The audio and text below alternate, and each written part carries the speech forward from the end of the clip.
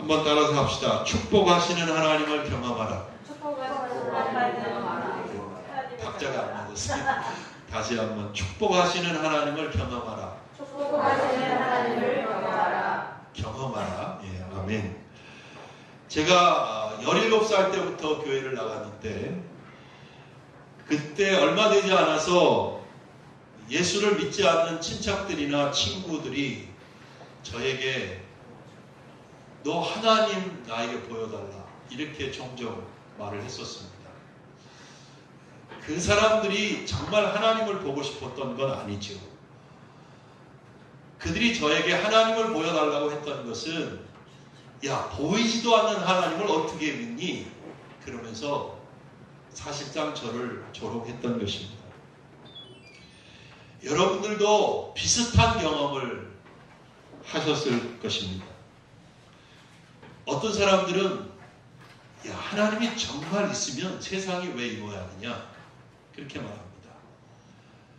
악한 사람들이 오히려 잘 되고 착한 사람들이 고통을 받는 일이 일어나는데 하나님이 계시면 왜 그런 것들을 그냥 놔두고 보느냐 하는 말입니다. 어떤 사람들은 야, 하나님 믿으면 하나님이 밥 주냐? 밥 먹여주냐? 그렇게 이죽거리는 경우도 있습니다. 교회는 하나님의 교회라고 하지 않느냐? 그러면 하나님이 지켜주실 터인데 왜 교회 종탑 꼭대기에는 번개 안 맞으려고 피레침을 달아놓느냐? 꼭 그럴 필요가 있느냐? 하나님이 지켜주실 텐데 그렇게 말하기도 하고요. 똑같은 하나님을 믿는데 왜 교파가 그렇게 많냐? 그렇게 시비를 거는 사람도 있습니다. 사실 우리는 이런 질문들을 받으면 상당히 난처합니다. 신학 공부를 많이 하고 성경 공부를 깊이 하지 않은 사람이라면 쉽게 대답하기 어렵죠. 그렇다고 그런 질문들을 받았을 때 무조건 모른다고 할 수도 없고 그 사람들이 하나님을 믿든지 안 믿든지 무관심할 수도 없지 않겠습니까?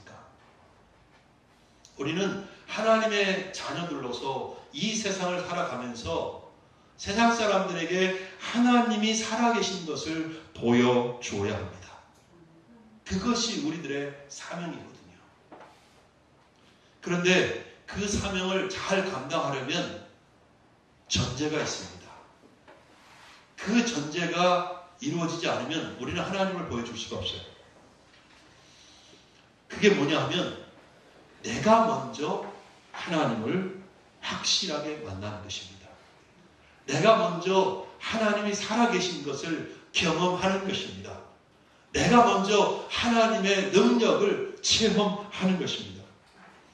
내가 하나님을 논리적으로 설명하고 그리고 신학적으로 증명할 수는 없어도 내 마음속에 하나님이 살아계신다는 것, 그리고 그 하나님이 나를 사랑하시는 나의 아버지가 되신다는 것, 그것을 확실히 믿을 수 있어야 한다는 것이죠. 그래야만 우리는 이 세상 가운데서 행복하게 살아갈 수 있습니다. 그리고 다른 사람들에게 내가 믿는 살아계신 하나님을 온전히 증명해 보일 수 있는 것입니다. 본문 말씀을 보면 하나님께서 친히 이렇게 말씀하셨습니다. 나를 시험하여 내가 하늘 문을 열고 너희에게 복을 쌓을 곳이 없도록 붙지 아니하나 보라. 여기에 시험하다라는 말은 증명하다라는 말도 됩니다. 미국의 가장 보수적인 성도들이 가장 좋아하는 성경이 있는데 킹 제임스 버전이라고 하는 영어 성경입니다. 그 성경은 이 구절을 나를 증명하라 라고 번역을 했습니다. 그러니까 하나님께서 내가 너희를 축복하는지 안 하는지 나를 증명해 봐라 라고 번역을 했습니다. 하나님께서 이스라엘 백성들에게 정말 살아계신 하나님이고 그들을 축복하시는 하나님이신지 아닌지 증명해 보라고 하나님이 도전하신 것입니다. 이 말씀을 보면 하나님은 하나님의 백성들을 정말 축복하고 싶어 하신다는 것을 알 수 있습니다. 어떻게 보면 하나님께서 우리를 축복하고 싶어서 안달이 나신 거 아닌가 그런 생각을 할 정도입니다. 사실 그렇습니다. 하나님이 우리를 향하여 가지신 생각은 우리를 어렵게 하고 낙심시키고 때때로 넘어뜨리고 잡아뜨리고 그리고 우리를 고통스럽게 하고 그러는 게 아닙니다. 에레미야 29장 11절을 보면 하나님께서 이렇게 말씀하십니다. 너희를 향한 나의 생각은 내가 안하니 재앙이 아니라 평안이요 너희 장래에 소망을 주려 하는 생각이라. 아멘. 하나님은 우리를 사랑하십니다. 우리를 축복하고 싶어 하십니다. 하나님이 그런 하나님이신지 아닌지 우리에게 시험해 보라고 하십니다. 증명해 보라고 하십니다. 우리가 하나님 앞에 올바로 서 있기만 하다면 하나님은 얼마든지 우리를 축복하시겠다고 말씀하고 계시는 것입니다. 사랑하는 신림서마음교회 성도 여러분, 하나님을 경험하시기 바랍니다. 여러분을 축복하시기를 기뻐하시는 그 하나님을 경험하시기를 바랍니다. 여러분 자신에게 하나님을 증명해 보이십시오. 그래서 결코 흔들릴 수 없는 확신을 가지시기를 주님의 이름으로 축복합니다. 그리고 다른 사람들에게 이 세상에서 하나님의 살아계심을 증거할 수 있는 것입니다. 하나님이 이스라엘을 축복하시려고 할 때 이스라엘 백성들이 먼저 해야 할 일들이 있었습니다. 그것이 무엇입니까? 본문 7절에서 말씀하고 있습니다. 하나님은 이스라엘 백성들에게 먼저 하나님께로 돌아와라 그렇게 말씀하셨습니다. 그러면 하나님도 이스라엘에게로 돌아가시겠다고 말씀하십니다. 그런데 여러분 사실 하나님은 이스라엘과 언약을 맺으신 이후에 한 번도 이스라엘을 떠나신 적이 없습니다. 떠나는 것은 항상 이스라엘이었습니다. 이스라엘이 돌아왔을 때 하나님은 항상 그 자리에 계셨습니다. 마찬가지로 우리가 먼저 항상 하나님을 떠납니다. 여러분 만일 하나님이 이스라엘을 떠나셨다면 이스라엘은 존재할 수 없었겠죠. 만일 하나님이 우리를 떠나셨다면 지금 우리가 하나님의 자녀라는 이름으로 이렇게 존재할 수가 없을 것입니다. 항상 우리가 먼저 하나님을 떠납니다. 우리가 먼저 하나님을 믿는 믿음을 버립니다. 우리가 자주 하나님을 버리고 하나님을 떠나는 이유가 무엇인지 아십니까? 생각해 보신 적이 있습니까? 하나님을 믿지 못하기 때문이죠. 하나님을 신뢰하지 않는 것입니다. 이스라엘이 하나님을 떠났던 이유도 동일합니다. 세상에 그 무엇이 더 좋아 보이면, 그러니까 하나님을 믿는 것보다 이 세상에 그 어떤 것이 더 좋아 보이면 그냥 정말 좋아 보이는 건데 진짜 좋은 게 아니라 하나님을 떠나는 것입니다. 이 세상에 어떤 것이 더 힘있어 보이면, 하나님보다 더 능력 있어 보이면 사실 그렇지 않은 건데, 그냥 보이는 건데, 그렇게 보이는 건데, 그것 때문에 하나님을 믿는 믿음을 우리는 떠나버리고 갑니다.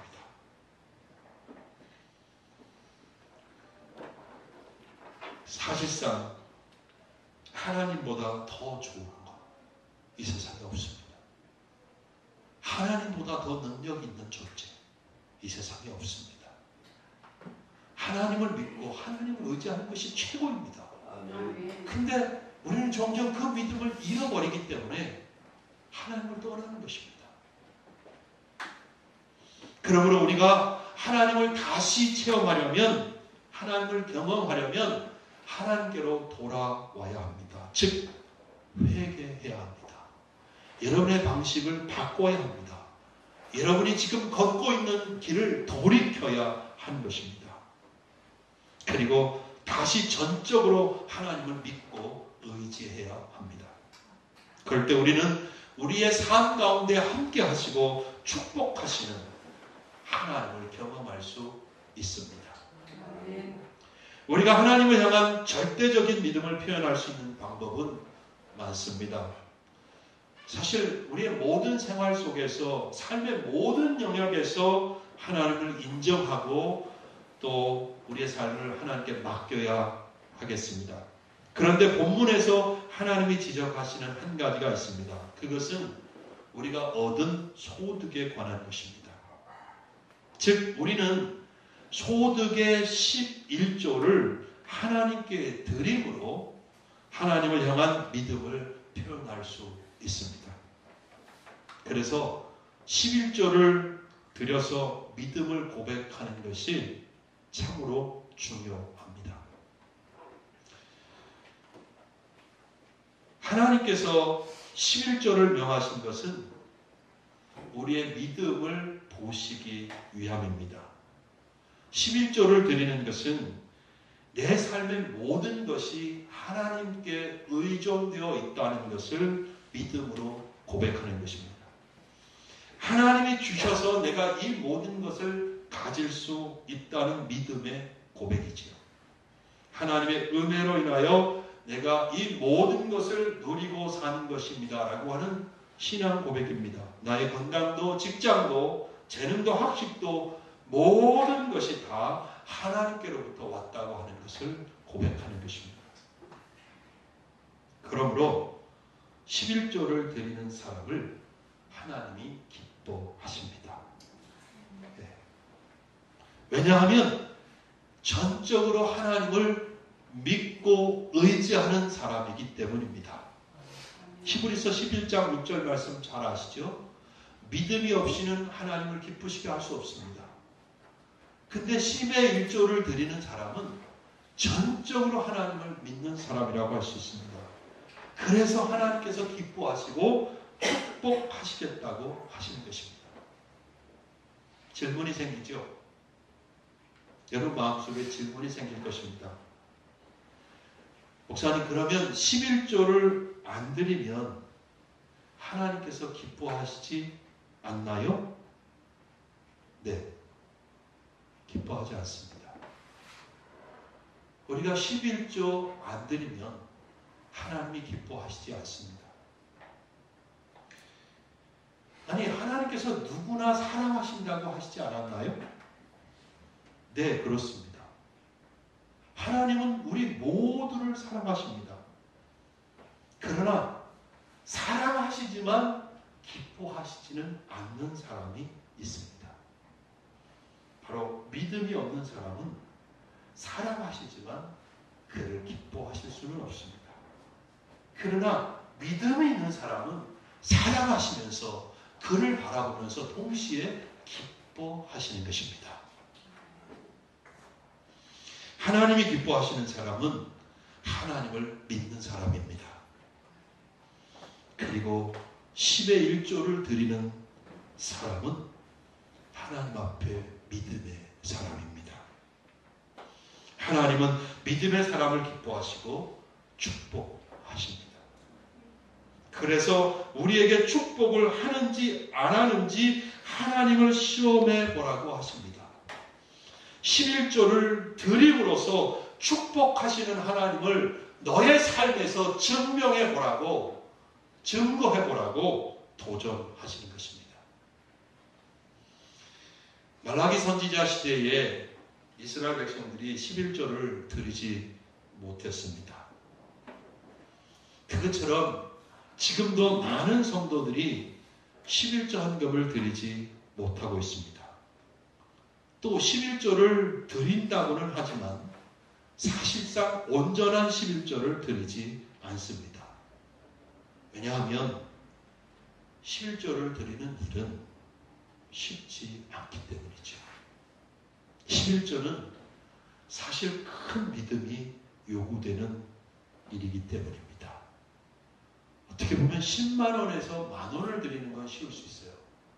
그런데 1000만 원에서 100만 원, 1억에서 1000만 원 이렇게 11조를 드리는 것은 정말 하나님 앞에 큰 믿음이 없이는 가능하지가 않습니다. 김동호 목사님 아시는지요?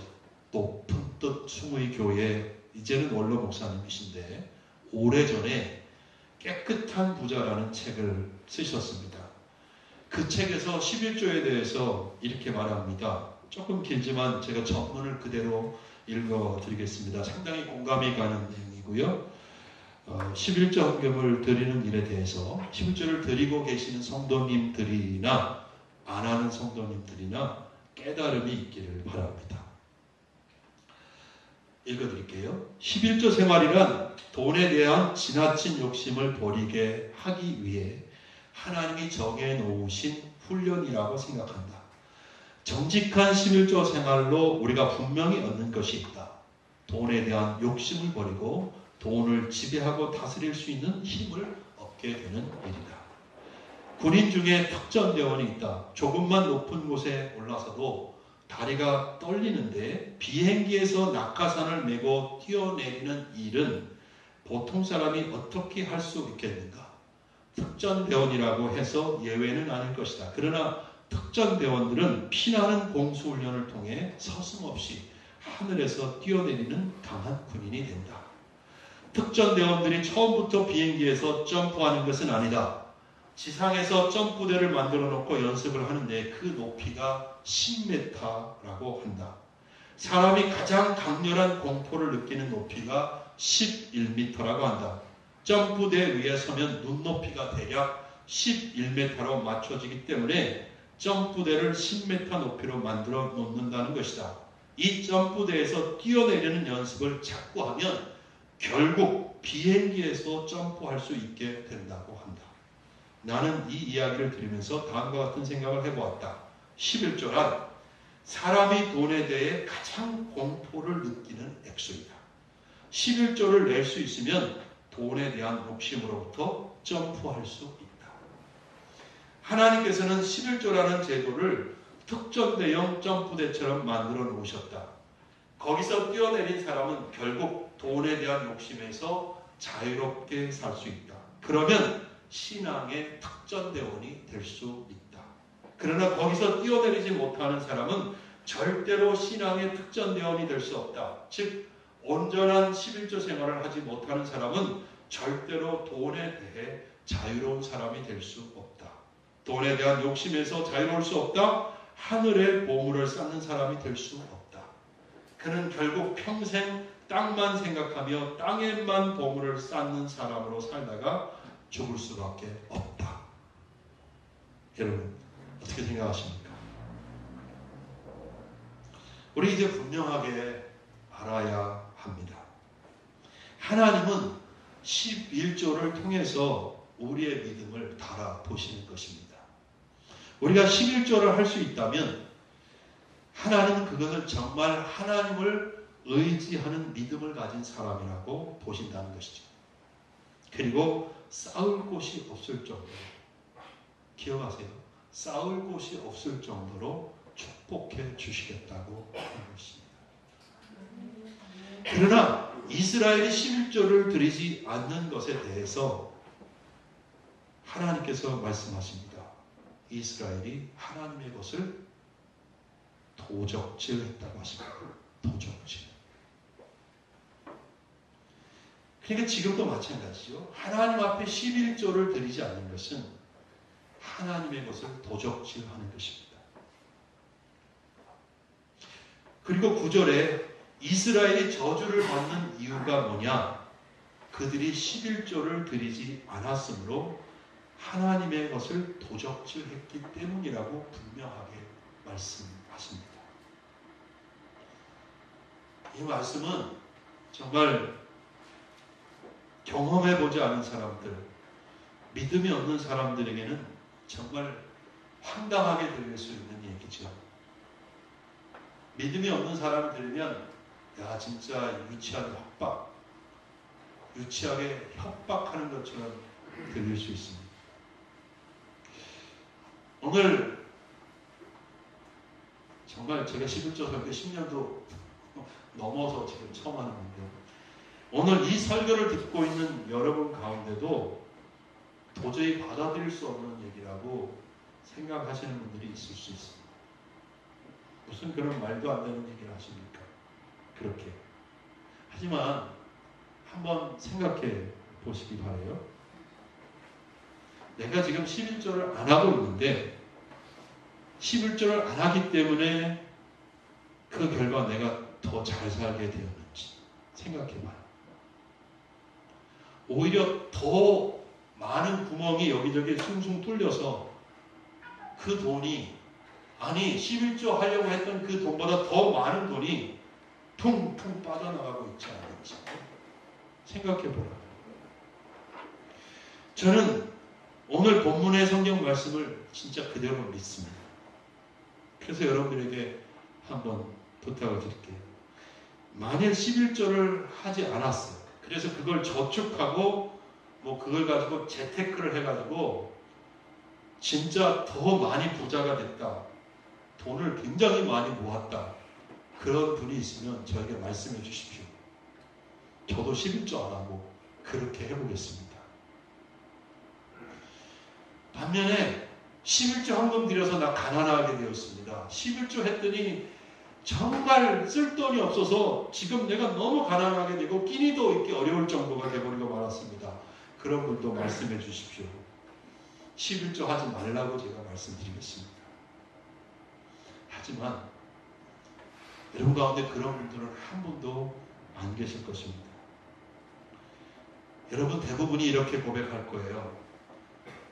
신실한 믿음으로 11조 생활을 했더니 내가 11조를 처음 드릴 때보다 지금 내 삶이 훨씬 나아졌습니다. 하나님께서 한량없는 축복을 베풀어 주셨습니다. 혹시 양심상 더 잘 되었다, 더 나아졌다 그렇게 말할 수 없는 분들이 있다면 그런 분들은 내가 정말 온전한 11조를 드렸는지 생각해 봐야 돼요. 11조를 하되 진짜 하나님을 신뢰하고 사랑하는 마음으로 믿음을 갖고 드렸는지 자신을 살펴봐야 한다는 얘기입니다. 왜냐하면 11조를 드릴 때 그냥 종교적인 의무감으로 드릴 수 있거든요. 또 온전하지 않은 그냥 11조라고 흉내만 내는 11조 아닌 11조를 드릴 수도 있기 때문입니다. 예수님은 서기관들과 바리새인들에게 이렇게 말씀하신 적이 있습니다. 화 있을진저 외식하는 서기관들과 바리새인들이여 너희가 박하와 회향과 근처에 11조를 드리되 율법에 더 중한 바 의와 인과 신은 버렸다. 그러나 이것도 행하라. 저것도 버리지 말아야 할지니라. 마태복음 23장 23절 말씀입니다.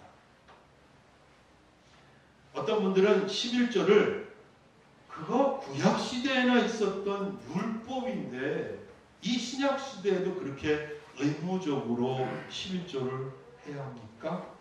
라고 질문을 던집니다. 먼저 그런 분들에게 예수님도 11조를 하라고 말씀하셨다는 것을 상기시켜 드리고 싶습니다. 예수님도 11조를 드리라고 했습니다. 뿐만 아니라 11조를 하되 의와 인과 신을 버리면 무슨 말입니까? 나의 삶의 의로움과 믿음과 사랑을 버리면 그 11조는 하나님을 향한 신앙 고백이 될 수 없다는 것도 기억하셔야 합니다. 그러므로 나 자신의 헌금 생활, 특히 11조 생활을 면밀하게 살펴볼 필요가 있죠. 그리고 잘 깨달으실 수 있기를 주님의 이름으로 축복합니다. 아멘. 하나님은 여러분이 온전한 11조 헌금 드리기를 원하십니다. 그것을 통해서 여러분의 믿음을 보고 싶어 하시는 것입니다. 만일 하나님께서 여러분들의 그 믿음을 보신다면 정말입니다. 성경의 약속입니다. 하나님이 축복하실 것입니다. 새 나가는 구멍을 막아주실 것입니다. 오늘 구약 성경의 표현은 그렇잖아요. 메뚜기를 금해 주시겠다 그렇게 말합니다. 포도가 기한 전에 떨어지지 않게 해주시겠다고 그렇게 말씀하십니다. 그러니까 이 시대로 말하면 11조를 드리면 하나님이 그렇게 손해보는 일, 빠져나가는 일들을 막아주셔서 더 부하게 해주시고 축복해 주시겠다고 말씀하시는 것입니다. 11조를 했더니 하나님의 축복을 받았다는 간증은 수도 없이 많습니다. 여러분 많이 간증 들으셨을 거예요. 근데 이 얘기도 여러분이 들으셨을 수 있어요. 많은 목사님들이 이 얘기를 하거든요. 11조를 해서 축복받은 사람, 그 중에 대표적인 사람이 누구냐 하면 인류 사회에 자본주의라고 하는 것이 들어온 이래 최고의 부자로 꼽히는 사람이 있습니다. 그 사람이 바로 록펠러라는 사람입니다. 이 록펠러에 대한 책이 2006년도에 11조의 비밀을 안 최고의 부자,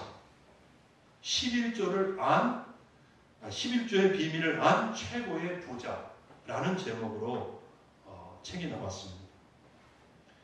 이 책은 미국 전체 석유의 95%를 독점하면서 세계 최고의 부자가 되었던 록펠러의 전기입니다. 그의 평전입니다. 록펠러는 1839년에 태어나서 1937년에 죽었습니다. 그러니까 90여도를 산 사람인데요. 그가 벌어들인 돈은 현재 가치로 따져서 빌 게이츠 아시죠? 빌 게이츠의 3배가 된다고 합니다. 어마어마하죠. 세계 최고의 부자가 된 후에도 철저한 11조를 드리기 위해서 40명의 직원을 두고 11조를 계산해서 하나님께 드렸다는 것입니다. 40명의 직원이 록펠러 11조 계산하는 직원이었어요. 그래갖고 하나님께 드렸다. 그는 60세가 되면서부터는 사업을 아들에게 넘기고요. 죽을 때까지 근 40년을 자선사업, 사회사업에 몰두했습니다. 미국의 시카고 대학 되게 유명하지요. 노벨상 수상자가 60년 이상이 나온 대학입니다. 그 시카고 대학을 비롯해서 종합대학 12개 지어서 기증했습니다. 단과대학 12개 지어서 기증했습니다. 교회를 4,900개나 지어서 기증했습니다. 우리나라에 그런 사람이 있어서 이렇게 지어서 기증하면 좋겠습니다. 네. 아멘. 믿음이 있어요. 뉴욕에 가면 UN 본부가 있잖아요. 그 뉴욕의 UN 본부가 자리 잡고 있는 그 땅, 록펠러가 기증한 땅입니다. 지금 뉴욕시 시민들은 수도세를 안 내요. 수도세를 안 내요. 왜 그런지 알아요? 록펠러 재단이 수도세를 다 내주고 있는 거예요. 지금도. 뉴욕 시민들의 물세를 다 내주는 거예요. 록펠러 재단에서. 어마어마하지 않습니까? 이 이외에도 록펠러가 자선사업한 거, 사회사업한 거 다 말하기 어려울 정도입니다. 그러나 이 책은 무엇보다도 기독교인으로서의 록펠러에 주목하고 있습니다. 그의 어머니는 록펠러에게 신앙의 유산을 물려주었는데요. 록펠러는 어머니에게 10가지 교훈으로 철저하게 가르침을 받았습니다. 그 10가지 교훈을 제가 말씀드릴게요. 첫째, 하나님을 친아버지처럼 여겨라. 아버지가 생계를 위해 필요한 모든 것을 공급하지만 더 중요한 공급자는 바로 하나님이시다. 아멘. 두 번째, 목사님을 하나님 다음으로 섬겨라. 이 말 하기는 제가 좀 쑥스러운데요. 내 말이 아니라 별로 엄마 말이니까. 두 번째, 목사님을 하나님 다음으로 섬겨라. 목사님과 좋은 관계 속에서 하나님의 말씀을 듣고 따르는 것이 축복된 길이기 때문이다. 세 번째, 주일 예배는 본 교회에서 드려라. 하나님의 자녀로서 교회에 충성해야 하며 가능한 주일 예배만큼은 본 교회에 참석하여 예배 드리는 것이 중요하기 때문이다. 네 번째, 오른쪽 주머니는 항상 11조 주머니로 하라. 이 말은 11조는 하나님의 것이므로 먼저 구별한 후 나머지를 가지고 필요하면 사용해야 하는 것을 표현한 말입니다. 다섯 번째, 아무도 원수로 만들지 마라. 다른 사람들과의 관계가 좋지 않으면 사람들이 거리를 두기 때문에 일마다 장애 요소가 될 수 있기 때문이다. 여섯 번째, 아침에 목표를 세우고 기도하라. 하루를 시작하기 전 오늘 해야 할 일을 하나님께 맡기며 하나님이 모든 일에 함께하여 주실 것을 온전히 믿는 기도가 필요하다. 일곱 번째, 잠자리에 들기 전 하루를 반성하고 기도하라. 알게 모르게 계속적으로 짓는 죄를 가능한 빨리 회개하여 죄로 인한 어려움과 고통을 피할 수 있어야 한다. 여덟 번째, 아침에는 꼭 하나님의 말씀을 읽어라. 하나님께서 말씀하시는 것을 들으려는 시간이 필요하다. 아홉 번째, 남을 도울 수 있으면 힘껏 도우라. 그리고 도와준 일에 대해 절대로 나팔을 불면 안 된다. 열 번째, 예배 시간에 항상 앞에 앉아라. 저 뒤에 앉은 사람들 좀 쑥스럽죠.